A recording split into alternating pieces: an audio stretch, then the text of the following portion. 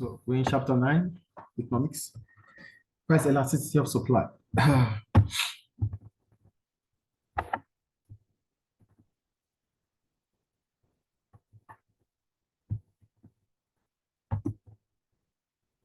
What is price elasticity of supply? When the price of a good changes, the amount supplied will also change. However, the size of the change in supply is not likely to be the same for all products.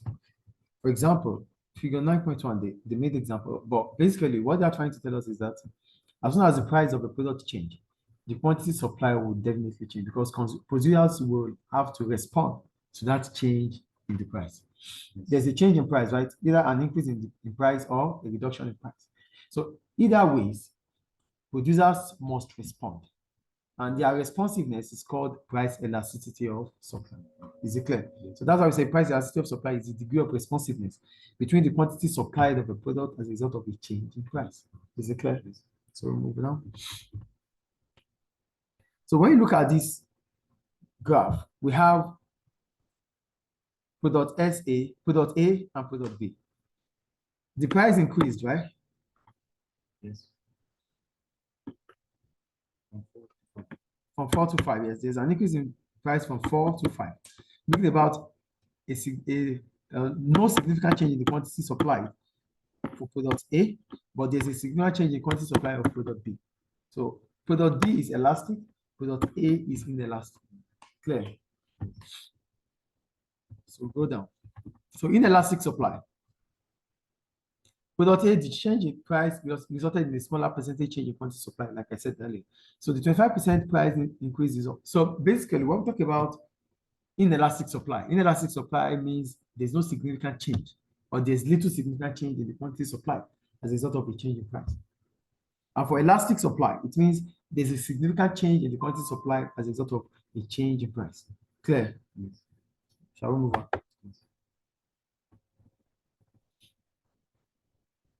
Calculating the PES. Are you there? Okay. For PES, it is percentage change in quantity supplied over percentage change in price, which is Q2 minus Q1 over Q1 divided by P2 minus P1 over Q1. The same way. But you just change demand to supply.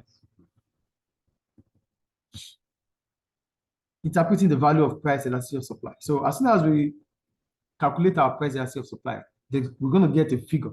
So the figures we get are interpreted as if the value of PS is less than 1. If it is less than 1, that means from 0.1 to 0.9, it is inelastic. Good. If the PS is greater than 1, it is elastic. If the PS is 0, it is perfectly inelastic. If it is infinity, it is perfectly elastic. If it is 1, it is unitary.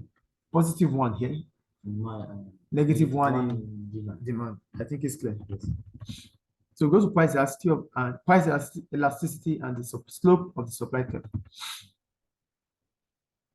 Here we have 3 cases here. We have at S1, just look at the graph and I will use the explanation. So it is perfectly inelastic at S1. It does not change at all. There's no significant change at all. It is fixed, it's stable, it stays there. That means there's no change at all. At S3, let's go to S2 anyway. For S2, perfectly elastic. Perfectly what? Elastic. That's horizontal. Is it clear? At vertical, it is perfectly inelastic. Horizontal, it is perfectly elastic. Equals to what? No, infinite. Perfectly elastic. S3 is equal to... Yeah, no, I'm talking about S3, S2. So for S3, it means it passes through the line between S1 and S2. Do you get it? Yes. So we call it unitary. Is it clear? So the one that passes through in between S1 and S2 is S3. It is unitary. Any question about it? Yes. So we'll move on. We'll move on now.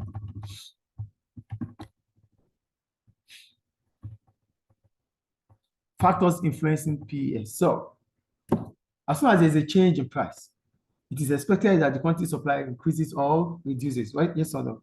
But before it increases or reduces, there must be some factors that influences that increase. So if the quantity supply has to change, these factors must influence it. The first one, factors of production. If producers have easy access to the factors of production such as labor, raw materials, energy, tools, and machinery, they will be able to boost production if necessary. This means that supply will be elastic. For example, if there is an increase in the price of training shoes, producers should be able to boost production and increase the quantity supplied fairly easily. This is because there is no reason why the resources needed to produce training shoes should not be available. Consequently, the supply of training shoes should be elastic. Supply will also be more elastic if production factors are mobile. If production factors such as labor and materials can be switched to other uses easily, supply will be elastic. However, if specialized resources are needed for production, such as skilled labor, such resources are less immobile. It may or less are immobile or less mobile. So it will take time to train workers in new skills, and supply will be more inelastic. For factors of production, we are talking about resources that helps in the production of goods and services, right? Yes. Good. If these factors that helps in the production of goods and services, we have access to them. So whatever we need them to produce, if the price increases, will be elastic. Get the point they are saying here? Yes. We need factors of production to produce goods and services, yes or no? Good. So if there's an increase in the price of a certain good, and we have easy access to the factors of production that need to produce those goods, their supply will be price elastic. As soon as the price increases, the supply will increase.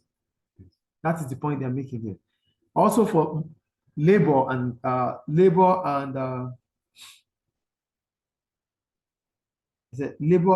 capital.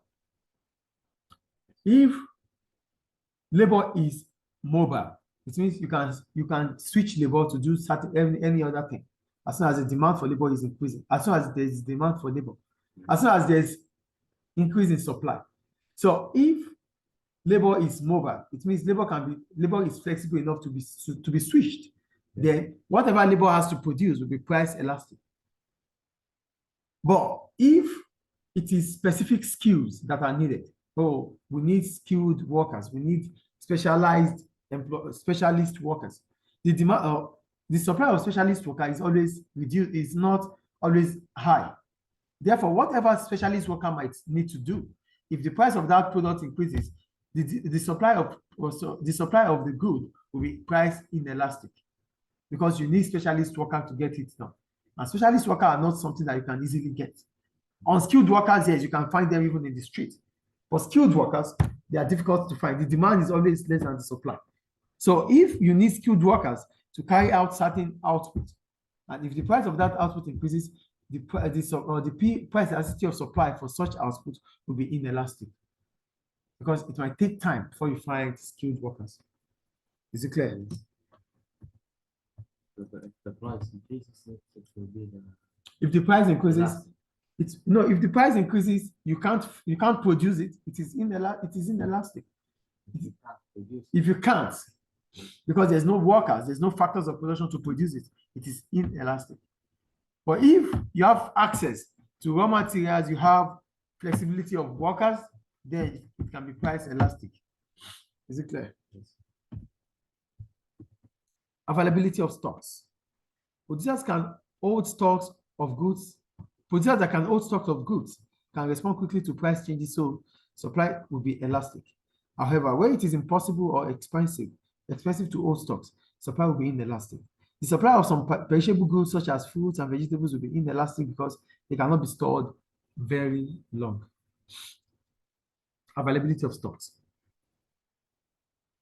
If price increases right now, businesses that can keep stocks of things can easily respond to the change in price by supplying more to the market because they have it in stock.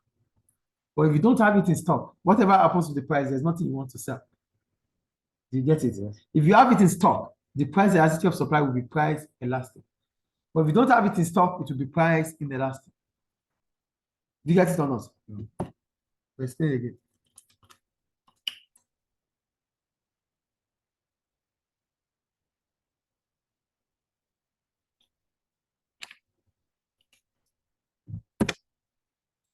For stocks, these are things we keep. If, for example, we sell pen, we have a lot of pens in stock, and there's an increase in the price of pen. we're able to sell because we have it in stock. Yes. So the PES is inelastic. Is elastic, sorry. Yes. But if the price of pens increases, but we don't have anyone to sell, are we going to be able to sell to the market? No. The PES will be priced inelastic. Is it clear now? Yes. Okay. That is availability of stocks. Now go to spare capacity. For spare capacity, we're talking about having the space to keep things. Yes. So if we have more space or spare capacity, like we have equipment that can help us to produce more, when the price increases, it is price elastic because we have a spare capacity. That means we have the ones we have not been using. So when the price increases, we can quickly produce more. Do you understand? Yes. We can adjust. But if we don't have spare capacity, no matter what the price is, we don't have anything. We are in constraint. We have used everything we have. We don't have any spare. So whatever the price might be, we won't be able to sell. Just like I am teaching you right now here. The price per hour might change immediately. But because I am here, I can't be anywhere else. So no matter what the price changes to right now, I can't be there. I can only be here. So it is price elastic. Do you understand? If I can change, it is price elastic. If I can't change, it is price inelastic. Is it clear now?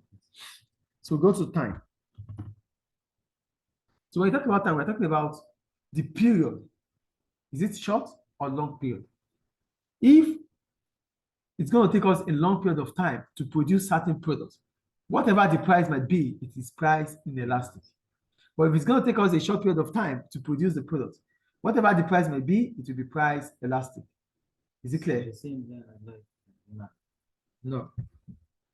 there is time. The time which you can find substitutes. That's the time which we can find substitute. That is for demand. Here, which is where you can produce. The time that it takes you to produce the product. It's long. It's It is inelastic. If it is short, it is elastic. Is it clear now? Is it clear? Yes. PS for manufactured and primary products. A number of factors can influence the speed at which producers can react. Goods that can be produced quickly are likely to have elastic supply. Modern manufacturers can be quite flexible and can adjust production levels at short notice. For example, a car engine manufacturer could increase production quickly by stepping up the rate of output in the factory. This might involve asking employees to work overtime and keeping the factory open for a longer period of time. For longer, anyway. More raw materials and components will be required, but this should not be a problem. Whereas the producers of many primary products, such as agricultural goods, are not able to react quickly to price changes. For example, a strawberry producer cannot increase supply until small strawberries can be grown. This might not be possible until next year. As a result, supply is inelastic. The supply of other primary goods, such as gold and diamonds, is likely to be inelastic. This is because there are few sources around the world. The production of such goods is also expensive and time-consuming. As a result, supply is not very responsive to price changes. It is likely to be very inelastic. So, for manufactured goods, we are talking about goods that we have to convert to finished goods. If, like they talked about cars here, a car manufacturing company might be able to increase its production or capacity or output because it has equipment. And getting raw materials will not be difficult. It has a lot of equipment that can help it to produce it. But for farmers that needs to wait a year before they can cultivate or grow another plant, if the price increases, there's nothing they can do except for them to wait for the next step. So the supply is always price inelastic for most agricultural products. And the mention of diamond or gold is also price inelastic. No matter what the price is, it's not something that you can easily find. It has to take time. You get it? Yes. Any question about it? So we go to multiple choice question. What is the value of price elasticity of supply for a straight line supply curve? A straight line supply curve. A straight line. Yes. 0. Straight line Straight line is one. One. Yeah. Yes. I said A. Yeah. So they said the price of a product rises by 12%. As a result, the producer increases the amount supplied by 18%. What is PS? So it is 12 over 12 over 18. 8. What? 18 over 12. Yes, 18 over Yes, 12. Yes, 18. 18 over 12. What does that mean?